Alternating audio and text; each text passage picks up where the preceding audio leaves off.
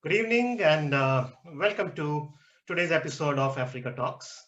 And today we'll be talking about the stereotypical image of Africa that has been created in the minds of people across the globe and why that image is still lingering with us today.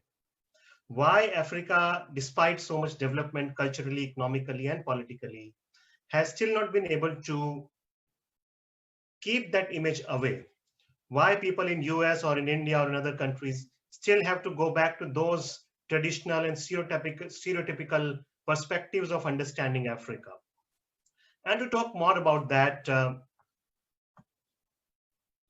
we have a group of eminent panelists today. I would like to first welcome Barrister Chuks Okorikwe. Barrister Chuks, welcome to the show. Barrister Chuks is country lead for Youth Alliance for Leadership and Development in Africa. And he's joining us today from Nigeria.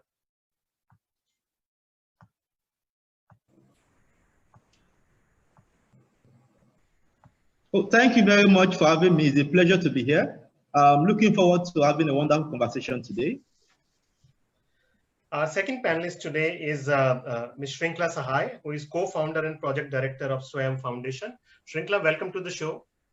Thank you so much, Narendra. It's a pleasure to be here. And thank you for organizing this very unique discussion and very, very topical, very significant, absolutely important right now. So thank you for that. And really happy to, share the space with all the other panelists here. It's great to have you today in the show. Our next panelist is Mr. Foster Addo, who is head of the legal team at Exilient Africa. Mr. Addo, welcome to the show. Thank you very much, Mr. Yadav. Thank you for giving us this platform to talk about this issue. And I'll look forward to have a very fruitful discussion with my co-panelists and the viewers watching us on Facebook. Thank you. Great.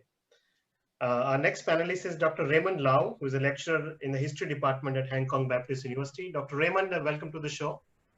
Hello, everyone. Once again, thank you very much for your very kind invitation. Happy to be here again, and I look forward to have a very enriching and fruitful discussion and debate with you guys with these very timely and important issues about Africa. Great. Next panelist is Dr. Michael Duhoa, who is with the African Science Diplomacy and Policy Network. Dr. Michael, welcome to the show. Yeah, thank you, Yadav, and thanks for the panelists. I'm happy to be here. I look forward to have a great conversation on this very important topic that is ravaging the world now. Great. Friends, today is a very important day for India and in fact for the entire world. It was on June 7th, 1893, that our father of the nation, Mahatma Gandhi, who was traveling in a first-class compartment in South Africa, and he was evicted from the train just because of his color. And that was the day when Mahatma Gandhi actually started the Satyagraha. So it was a defining moment.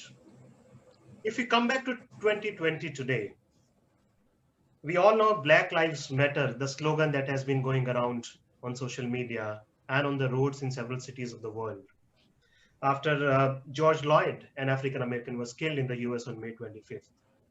You know, from 1893 to 2020, a lot of things globally have changed, socially, politically, economically, culturally. But there are certain things which have remained unchanged. And one such aspect of our society is racial discrimination. It is still perpetuating, it's still persisting in the society.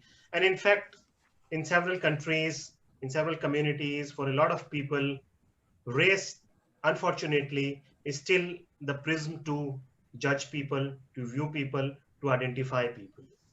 And that remains the naked truth in our country, also in India.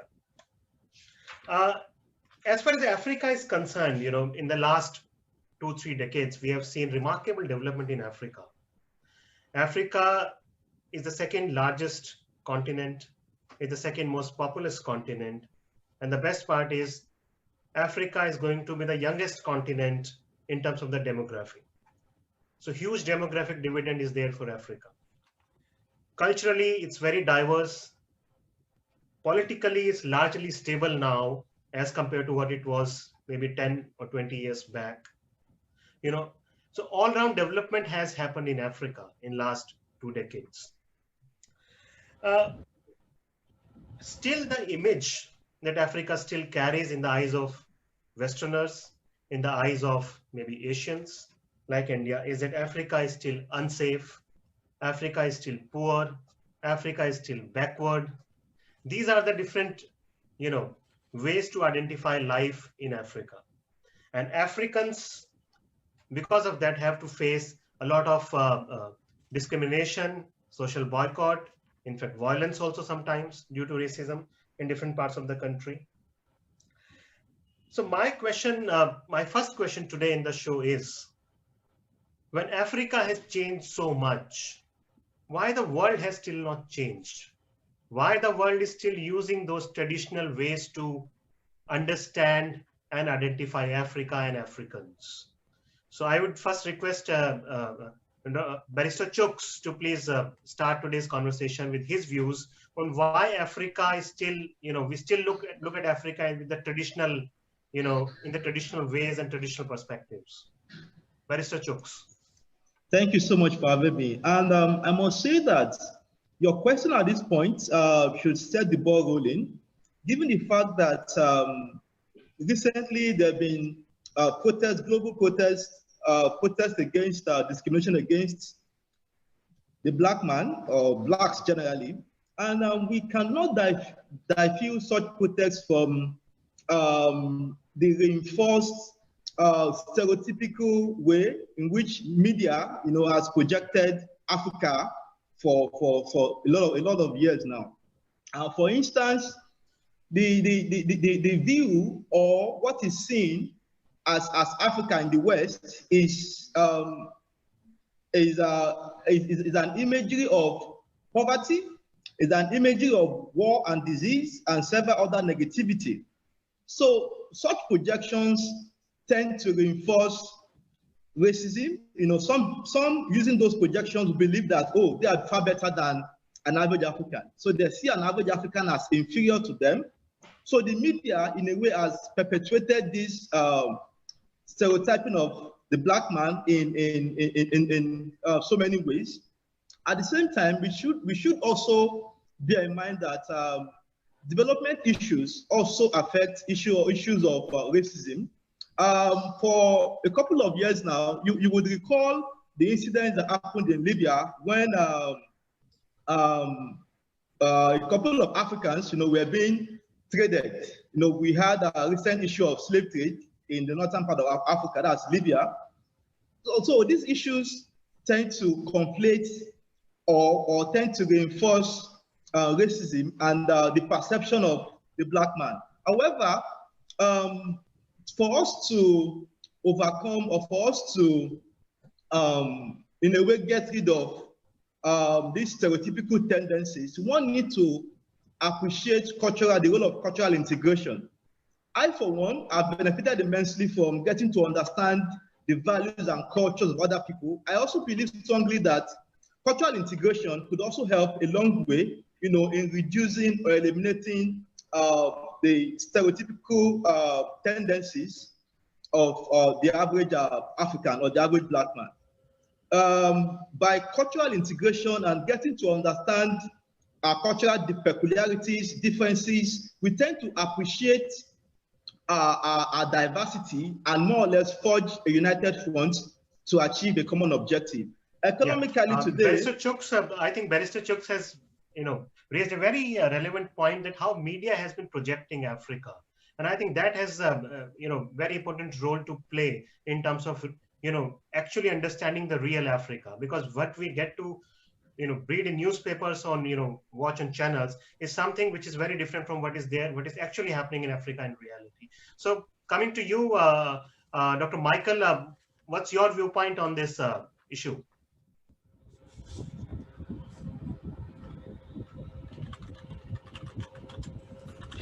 Okay, thank you first for having me, and I think this is the best time to talk about this issue concerning the current problem we have with Black Lives Matter.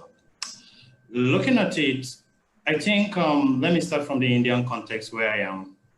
The society we are in also plays a big role in what we used to perceive other people. So India also has some structural and societal ills. So when we're talking about stereotypes, even within Indians, there is also stereotypes among the Indians. So if within you are not able to fix it, then what do you expect more of someone coming from outside and a Black person for that matter? Let me give you a typical instance. In 2018, I went for a conference at University of Delhi. So I met a professor of ethnography here. We were discussing some of these issues, and he told me, no, Indians, we are not racist, we are only colorists. So by reinforcing that, what it means, then if you're a Black, in that case, you see that you actually face this, although in some ways, I think we overblown it, but I think the Indian culture plays a role. Then secondly, this, learning about something comes in two ways. Either you hear or you experience. In reality, apart from what the media does, the parents also play a key role. Like the children, what do you teach them? I have a neighbor who tells the children, no, Africans are cannibals, don't go close to them, they will eat you. And this is what the child grows up with. So the older generation also have contributed significantly to this problem that we are facing today. And if I also try to push it further, it's not really the media per se. I think it's more of the international media, because the local media actually try to promote Africa. But the major problem we have is the international media, and people outside Africa, that is actually what they look at. And I'm someone that is very, very cautious about that. Like, let me use the current problem of coronavirus that we have. Africa have made significant progress in this, but nobody's talking about it. Exactly. Some countries that don't have any debt yet in Africa, nobody's talking about it. So if media also, that's international media in this context, can keep talking about Africa in this light, I think it's going to play a key role. So from my own point of view, looking at what is happening currently, I think these are the three things for us that have contributed to the problem of where we are. Although there are some other points I would still like to buttress on as we progress in the talk. Yeah, I think that's a wonderful point which Dr. Michael has raised. Shrinkla, you have studied at JNU. That's a multicultural university. A lot of Africans, I'm sure, also African students are studying there. What kind of behavior you have seen among maybe your peers or maybe in the community in which you interacted about Africans, and why do you think this identity of this racism against Africans still persists in India? I think it's a very nuanced and pertinent question. And just also going back to what Chooks and Michael have shared about the importance of media and education. JNU is a very vibrant, culturally vibrant space. Academically, when we think about the shared colonial history that Africa, countries of Africa, and India you've started off this talk with that incident with Gandhiji in South Africa. So I think this shared colonial history is really important. Sadly, somehow it has just gone, there is a lacuna there. It's just gone missing in today's times, because there is more of a colonial hangover than the sense of a shared colonial history that India and Africa have shared.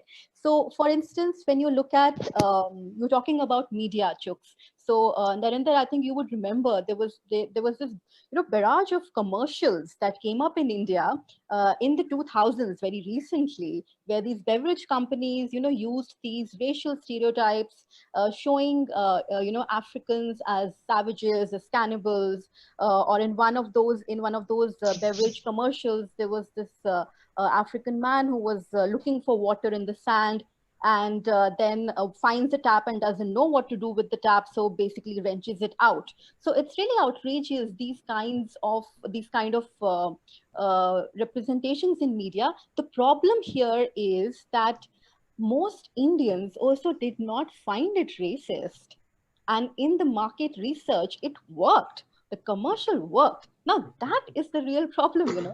So I just want to add one more. That has been so much normalized in India, that you don't, understand that what actually it connotes, for Africans. Yeah.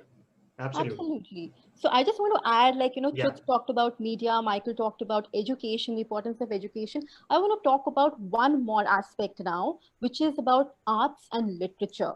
So in the 60s, 70s, and 80s, right after countries in Africa, and of course, after India had gained independence, the post-independence periods for these colonies was very crucial, where uh, artists and writers in both of these places were trying to find their own language, because English had become the colonizers' language, had become the language of education, the medium of education, right? And then what happened to the native languages? So there was a whole movement which was called the Empire Writes Back, where African writers and Indian writers really talked about what is this idea of African English? Why should we use English just as the British have defined English? We'll define our own sense of grammar. And then there was this whole idea of Indian English. So even now we have this category called Indian English authors. We don't call them English authors. And of course, African English authors. So I think now this was a solidarity. The key word here is solidarity, that we found in literature in the 1980s, and which we have completely lost track of in 2020. So I would really, coming from a perspective of a research scholar, of an arts commentator, and from JNU, I really feel like going back to that moment of solidarity right now is so important for us. Absolutely. Absolutely true.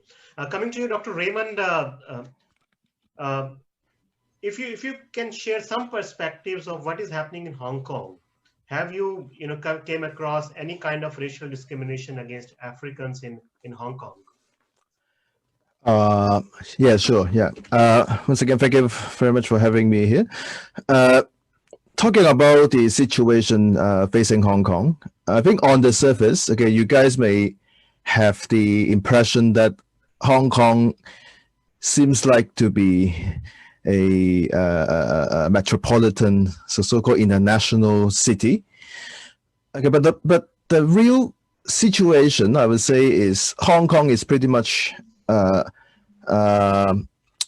ethnicity homogeneous. We are talking about some 92% of the people are actually ethnic Han Chinese, but only some 8% of those are being considered as non-Chinese ethnic minorities.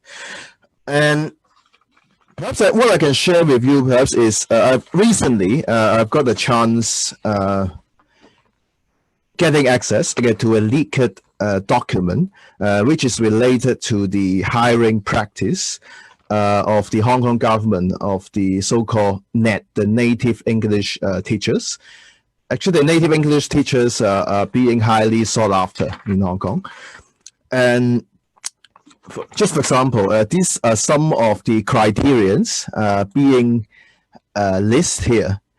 For example, those native English teachers, some of the requirements being listed here, for example, they must be white, preferably UK, no black, experience, something like that. So perhaps what you can see or what you can imagine here is this kind of racial discrimination is something like a structural problem. If those criteria are being listed by decision makers, policy makers, the government levels, so perhaps you can tell this kind of stereotyping. It seems to me it's like a pathological one, and I mean this has something to do with the social status or the group position, other than the actual personal characteristics of the people in that stereotype group. So I would say it's been quite a serious structural problem facing Hong Kong. Yeah. Yeah, and I think that's a very strong point Dr. Raymond has made regarding Hong Kong. Coming to you, Foster. Foster, you have been studying in Delhi, as the capital of India. What has been your experience as an African in India? Yeah, thank you very much, Mr. Yadav. So personally, I've experienced stereotypes. I've been racially discriminated before, but I would second with what my co-panelists said earlier on when it comes to the causes of misinformation about Africans. Social, as in, or let's say media representation is one cause. It's really persuasive and it's really pervasive. And as a matter of fact, it contributes to this stereotype of Africans in India. And also, one important thing is the denial of the fact that there is racism in India. As Dr. Michael said earlier on, he went to a conference, and when he was trying to talk about the level of caste system in India and how it affects racism, he was being told that no, it doesn't exist in India and all of that. One thing about racism is that when you try to deny it, when you try to massage the truth, people tend to see it to be normal. And as a result, people don't even see anything wrong with that.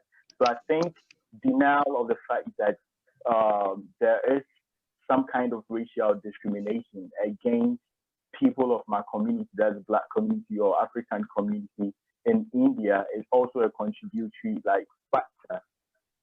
That's something which needs to be addressed. And these denials are not being made by mere people, but sometimes it's being made by the institutions like the police and the policymakers and all of that. I'll give you a similar example. In 2016, a Tanzanian student, she was a female student in Bangalore. She was being stripped naked, like she was racially discriminated because a South Sudanese male caused an accident. And this female Tanzanian student didn't know anything about the accident. She was just a bypasser. When she got to the place whereby the accident has happened, they just pounced on her, lynched her, stripped her naked. And it was very shocking that the police came out and said that this was nothing of racial discrimination, because it's very shocking in the sense that this lady didn't know anything about the accident. She didn't know the guy. She was just being lynched and being stripped naked because of the fact that she was Black, and people thought, okay, they are from the same community, and for that matter, we need to revenge or something. So these are some of the things that we need to educate the people. We need to educate people on what constitutes racism, because if you don't accept the truth, if you don't accept the fact, if you don't accept the problem, you never have solutions to it. So I think this is the time whereby every person in the society, institutions, the policymakers, parents at home need to accept the fact that, yeah, there is racial discrimination in India. We need to educate ourselves on what actually constitutes racism. Yeah. Sure. I think that's a sad reality in India, when it comes to racial discrimination. Several of our panelists today talk about the role of media and education. Barrister Chooks, coming to you, you talked about international media and the role they play in stereotyping, in perpetuation of this stereotypical image of Africa. Do you think who are the people or groups or communities or political interests which are getting benefited by perpetuating this kind of stereotypical image of Africa? Okay, thank you so much for that. I would say that generally you would agree with me that controversy sells. Media thrives in controversy. So by showing or by reinforcing racism, or by reinforcing certain stereotypical stereotypical composition or ideas about certain groups of people, you would agree with me that it fits into a certain narrative that the media or the international media is already pushing. So by so doing, they particularly benefit from it. just like a racist leader, a racist leader appeals to certain segments of society by being racist. Likewise, international media benefit immensely by misinforming their audience as to what Africa is or who the African person is. Great. I think that's a very strong point, how misinformation helps certain political interest, locally and internationally, both in perpetuating this stereotypical and traditional image of Africa. Dr. Michael, your viewpoint on this issue, and who actually gets benefited out of this, stereotypical imagery of Africa? Well, I think it is on both sides. Okay, so looking at it from the side of those who do the stereotype, firstly, I would like to point out that sometimes it's not really there is a serious motive. They do it without knowing, and you sometimes have to draw their attention to it that, like, this thing you're doing is not meant to be in this way. But overall, just as what Shooks have said, if you look at Africa, for instance, we are kind of the dumping ground for the West, So by the time you also keep on promoting things that will make Africa to keep on being independent on you, it's also going to make your own markets to keep on moving. So there are economic benefits you also achieve from it. Then looking at the media itself, some media houses are set out for profit, okay? So they only look at the news that will fly out, just as what Shuk said, to be able to make out more income from it. But however, I think if we begin to look at this more from a global lens, that is, in this case, I'm advocating that we have something like an international comprehensive agenda to end racism. So what am I saying? Just like we have the 17 goals of the United Nations, we can also have the 18th goal, which is to end racism in all forms. So in this case, it's not really an African struggle that we are looking at. It becomes something that the whole world is mobilized to end. So whether you are gaining from it or you are not gaining from it, we have a global agenda that we are pushing. So those institutionalized structures in which is promoting this, governments now will pay concerted efforts to take it down. So even when a media outfit is trying to promote racism, it's no longer Africans that will be saying, hey, stop it. Its own government will start pushing it down because it has now become a global fight. And also, there is nothing wrong to establish something like a racism index, just like the way we have a corruption index, we have poverty index, we have the happiness index, and so on. Create a league table also for racism and establish these societies in that order. You will see that most of the societies that we push forward today as the so-called developed, they will be ranking below in that table. And this also brings us to the idea that we can actually be developing in terms of infrastructure and GDP and so on, in which traditionally we look at as the elements of development. But when we look at the core ideological values that bind us as human beings, which is acceptance, kindness, and so on, you see that we are still like 400 years backwards. When we put things in this context, I think it's also going to make other countries to wake up and not just look at it, okay, we are looking at something specifically for Africa, but the whole world is pushing towards this. In that case, I don't think anybody will be gaining from these issues of stereotypes. Yeah, I think that's a wonderful idea, the racism index, that how racism, in which countries actually racism is more potent and used as a political force or a force to discriminate and socially boycott other races. Shrinkla, coming to you, if we talk about India, there are a lot of African students who come to India every year for higher studies. And there have been a lot of instances of, violence and, with them. In fact, several times African students have been killed also in India. But we have never seen any sustained media reporting in favor of African students or African community in Indian media. So what's your take on that? Yeah, that's a very good point, Narinder. And just going back to, what Michael was just sharing, this is a structural problem. And earlier we were talking of education. Now I'd like to put the lens on media education in India. Sometimes, or rather mostly, if you look at how media education works, a lot of reporting is lacks in-depth understanding or analysis. The history, the context, and most of all, how to understand difference, how to process diversity, how to present cultural diversity, how to present racial diversity. these things are really missing in the kind of media education that's happening nowadays. And I say this with a very heavy heart as an educator myself, but this is what I'm noticing, because it's just not how you put the on ground facts, but how you process the whole context of it and the whole analysis. So, one of the panelists was sharing about the incident in Bangalore in 2016, and you would remember in 2014 in Khirki extension in Delhi, there was Yes. this whole hate crime against women from Uganda. And Yes. then as recent as 2017 in Greater Noida, there was this whole mob lynching where one high schooler had gone missing for one night and resurfaced in the morning. But meanwhile, the community residents actually assumed that one of the tenants in that society who were Africans, they felt that they had indulged in some kind of cannibalism, and they broke into those people's house and went to search for that high schooler in their fridge. So it's also this whole absolute lack of awareness and just playing to what stereotypes have been coming on to us from the Western media.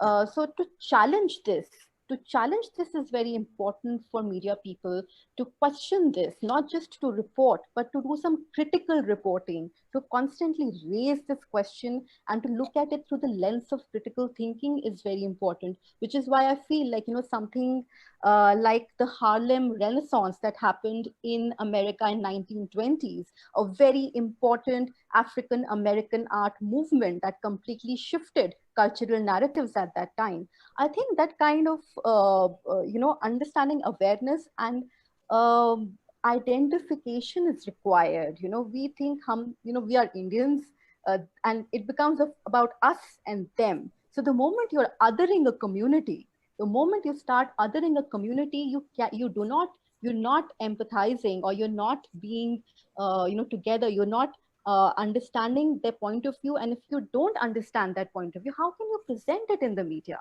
So I think that's a problem of media education that really needs to be flagged up. Great. That's a very relevant point made by Shrinkla. Coming to you, Dr. Raymond, in Hong Kong media, have you seen any kind of reporting on any instances of racial discrimination, or do you have any regular space for voices of African communities in Hong Kong media? I would say, generally speaking, the number of Africans living in Hong Kong is still relatively small. So I think the problem facing Hong Kong is the people. They tend to have a very limited understanding of the African community. For example, I can think of an example. Recently, African community, there's NGOs called the African Association in Hong Kong. It's an NGO being set up, I think a few years ago. And what the founders were trying to do is to build, it's about using an abandoned factory, rebranding it as an activity center for that association. Okay, but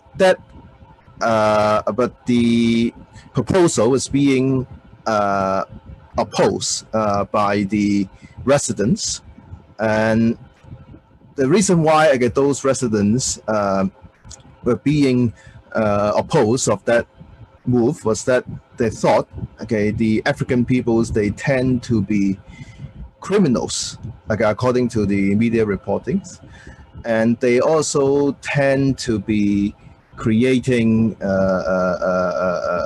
chaos or security issues. And one more thing is, those African people, they are not being able to speak proper Cantonese, according to what the residents said. So actually, that what it reflects, or what this exposed once again is, as I said this before, is like a structural problem facing Hong Kong society. So for example, generally speaking, in Hong Kong, the so-called Caucasians, or preferably Anglo-Saxons, they are not expected, okay, to speak or to even to learn Cantonese. Okay, but for those non-Anglo-Saxons or for those non-Caucasians, those people, okay, they are widely expected to learn Cantonese in order to get themselves to be fully integrated into the society. So basically what we are seeing here is, on the one hand, as I said, the discriminatory employment practices being made by the Hong Kong government when looking for the native English teachers. But on the other hand, what we are seeing is something like a double standard, kind of a double standard showing among the general public in terms of their perception towards so-called Caucasians or Anglo-Saxons and other ethnic minorities, including Africans living in Hong Kong. Okay. Yeah. Okay. So I think what is coming out quite clearly in our discussion is that there is lack of education, there's lack of information. And specifically, if I talk about India, we don't have much information about Africa. And I think that, and whatever we have is a kind of a misinformation. So misinformation also leads to lack of right information about African culture, about African countries, about African lifestyle. You know, in India, we don't know much about how 54 different African countries, what kind of languages they have, what kind of cuisine they have, what kind of cinema they have, what kind of art they have. With India, there has never been a cultural interaction in terms of exchange of, art, exchange of, cinema, or exchange of theater. So why this has been, Barrister Chooks, coming to you, why do you think, when on one hand we have so many young Africans coming to India every year for higher studies, why there has never been a cultural interaction between these African students and their host country, India, or their host city, maybe Delhi, Bangalore, because in India also, our cities have distinct cultures. So why there has been no cultural interaction between African youngsters who are coming here and their host countries? Barrister Chooks. Thank you. Thank you very much for that. I think one of the contributing factors is that if you observe, the trend has been in one direction, in the sense that you have most young people from Africa going over to India for studies, and sometimes they stay back, sometimes they go back to their respective countries. We've not had same amount of influx of Indians, into Africa. So until it becomes a two-way street, we may still continue to have misinformation about African culture. Okay. Foster, you have been studying in Delhi. Have you made any attempt to, talk about your culture? You are from Ghana, I know. Talk about cuisine from Ghana, talk about dialects of Ghana cinema from Ghana with your maybe friends, your peers in the university, or with anyone else? And if yes, then what kind of response have you got from them? Yeah, thank you very much, Mr. Yadav. Personally, I've made good friends and I've shared my culture with them. I've learned the Indian culture as well. I've even made effort to travel to their home and all of that. We just have a first-hand or experience about the Indian culture. And personally, I remember when I was the public relations officer for the Association of African Students in India in the year 2018 to 2019. We initiated a program. This program was designed to go to the community of the Indian society, like to have an interaction with them, to try and bridge the gap that has existed for a very, very long time. Though we've had historical memories and historical exchanges, but we saw that there were some bridges that we need to try and fill. So our response from the media was not that encouraging. We tried our best. We did all we could do, and that really informed me that the media tends to highlight the negative stories always, because this initiative was something very positive. It had most of the African students trying to go to the society to have like talk with the society, and we were very lucky. We had this association, that's the Association of Social Media Professional. It's also one of the associations trying to talk about racism and all of that. But this is the case, we didn't get the attention of the mainstream media. I believe that if we could have got the attention of the mainstream media, highlighting what we were doing, highlighting the things that we were doing, trying to bridge the gap between the African community in India and the indigenous citizens, I think it would have. I totally agree with you. I totally agree with you, Foster. I think media has been selectively reporting only negative incidents about Africans in India. And I think I haven't come across many stories in media where they talk about, you know, African cuisine or African culture or African cinema. I think that is a big space. And I think you're very right in saying that. Coming to you, Dr. Michael, you know, in India, we don't know about African cinema or African food or African maybe, you know, culture per se or African theater. Why this kind of information and these kind of cultural attributes have not come to India, despite having so many people coming to India every year? Okay, I would like to build my argument from 2 points. First of all, let me just throw more light on what Shuk said. There have been a one-way movement, and I think the central questions we should be asking ourselves is, why is there been a one-way movement? Okay, you see, sometimes the questions are more important than the answers. So people always immigrate whenever they go for economic opportunities most times, or when you see that where you are, what you're looking for is not there, you have to move to another place.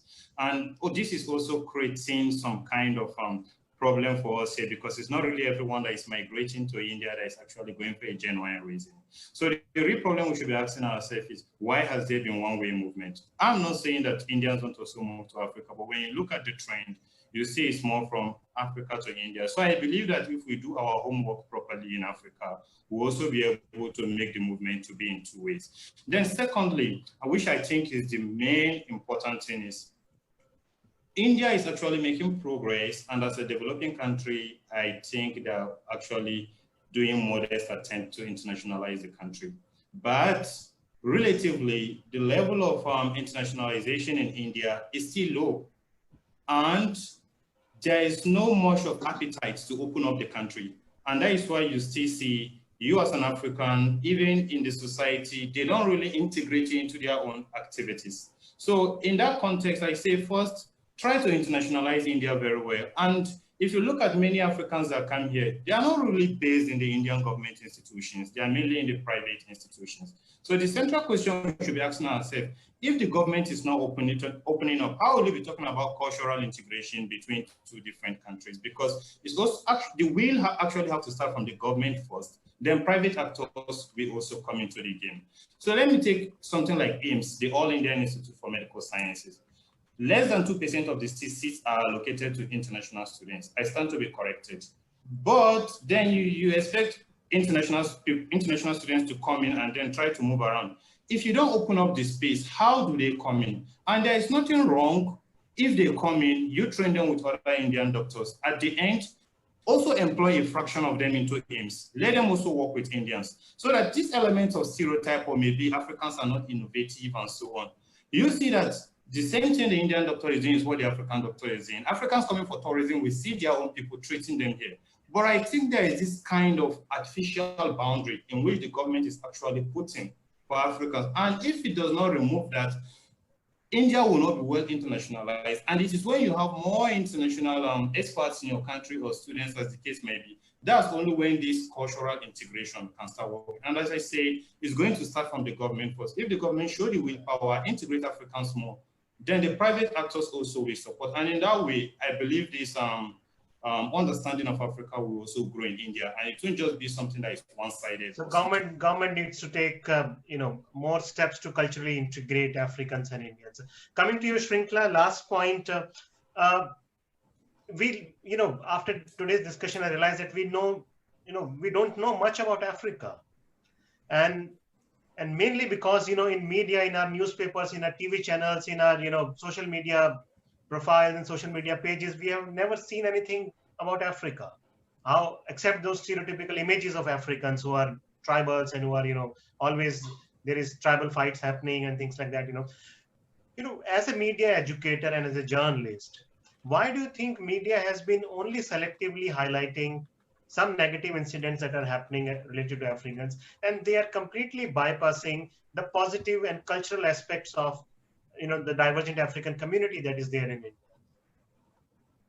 I think, it also has a lot to do with structures of power. It has to do with our worldview and our lens of looking uh, at cultures. What is the dominant cultural narrative that we are allowing to happen? Who owns media houses, and what is their vested interest in talking about a certain country, a certain community, a certain continent, and how they talk about it? So all of these editorial choices are, of course, linked to larger economic structures of power.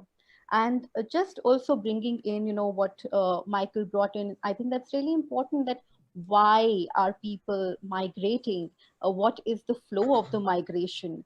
And what really are the opportunities that people from Africa are finally finding in India or not finding in India? For instance, I was reading this anecdote about uh, a woman from Nigeria who wanted to do some modeling in India, and she couldn't find any opportunities because for Indian culture, black is not beautiful. As someone was saying that in India, there is this sense of colorism. So it's again a colonial legacy where you feel that fair is the only ideal of beauty, and but we do have things which are then troubling it. So as Michael said, asking these questions constantly. If media is not raising these questions, then well, we have to raise them maybe on social media, on platforms like this one that you've created, Narendra. I mean, these are really important to bring up these voices. So, like in 2018, this Miss Africa India Beauty Contest happened, which was the first of its kind. So, I think it was really important that it also raised the question of, in India, what is the concept of beauty? How is it connected to skin color, and can we question it? So we have to constantly keep challenging the cultural narratives that are being thrown at us, and have a sense of, positive curiosity. So not in the way that we have of having a kind of fear. The idea is to dispel a fear about a community that we don't identify as ours, and to find points of connection, to find empathy, to really re-establish that solidarity of a shared colonial history. I think it's so important at that time, is and this time when we are in the hashtag Black Lives Matter movement going on. I think that, what has really changed? You started with this question, Narinder, and coming back to this question, that if we don't rekindle these solidarities now, then the same oppressive structures of power will reinforce. And this is what we have to question. So for me, it's really important that we look at it with empathy, we look at it with critical mind, we look at it with a positive curiosity, and we engage with these as not just, this is not just an issue of an African student that happened in a certain city. No, it's everyone's issue. It's our issue as a community. So open up that to a community, atmosphere. So it's everyone's issue, and I think the dominant cultural narratives needs to be challenged to break down those artificial barriers that have been constructed, for decades between India and Africa. So that brings me to the end of this show. I would like to end with a quote by Italian filmmaker and writer Francisco Marciano, who said that, Africa has her own mysteries, and even a wise man or a wise woman cannot understand them. But if you can't understand them, respect them. So I think if we can't understand the cultural diversities of a continent or of a country or of a community, what we can do least is to respect them And I think that is what we expect between India and Africa. Thank you so much, Barrister Chooks, for joining us today from Nigeria. Thank you for having me. Thank you, Dr. Michael. Thank you, Shrinkla, Sahai. Dr. Raymond, thank you again for coming from Hong Kong. Yeah, thank you for having me again. And Mr. Foster Addo, thank you. It was wonderful having you today. And friends, from this week onwards, our Africa Talk Show is a weekly program now. And every Sunday, we'll be back on another issue related to Africa and India, so that we can get to know more about what is happening in Africa, what is happening in India, how the African continent and India come together for a shared and a diverse and a culturally enriching future. So thank you so much, everyone, for joining us today, and to all the viewers. Thank you. Good night and goodbye. Good night, good night, panelists. Thank you. Thank you. Thank you.